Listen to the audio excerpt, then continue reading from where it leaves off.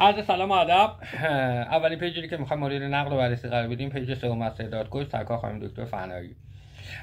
نخستین نکته‌ای رو که من دریافت کردم از این پیج کلمه اختصاری IBC یا ایرانیان بیزینس کوچ بود که ناخودآگاه IMBC به ذهن من اومد که IMBC یک کلمه اختصاری ارتباطات یک پارچه برند با مشتری که اصول قواعد خودش داره، نظیر بر پرداختن به جامعه شناسی، پرداختن به طبقه شغلی، پرداختن به طبقه اجتماعی، پرداختن به فرهنگ ها و سنت ها، پرداختن به تفاوت های بین زن و مرد، پرداختن به تفاوت های بین مدیریت رهبری، پرداختن به تفاوت های بین ارزش و بینش نگرش، اصول تبلیغات، اصول نهگانه فروش و همه اینها رو بهش میپردازن که من در پیج از این اصول چیزی دریافت نکردم. نکته بعدی اینه که ما باید تلاش بکنیم مدل های ایرانی رو در مشاوره هامون به کار ببریم. کتاب آقای داریوش غلامی، کتاب دلایل شکست پروتون رو مطالعه بکنید و دقیقا یه مدل کاملا ایرانیه.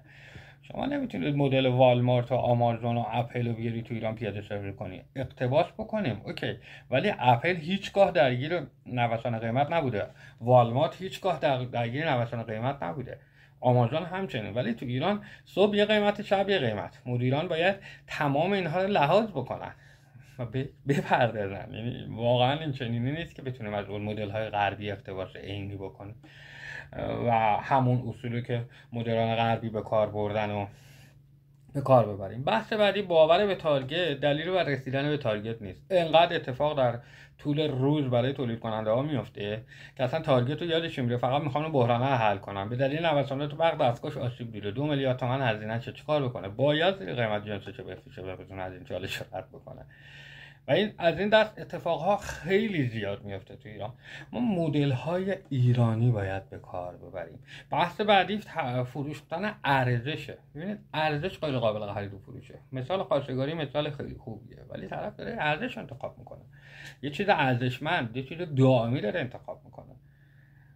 ولی فروش محصول و کالا عملا یک فروش بینشی و نگرشی. نکته بعدی چالش منابع انسانیه.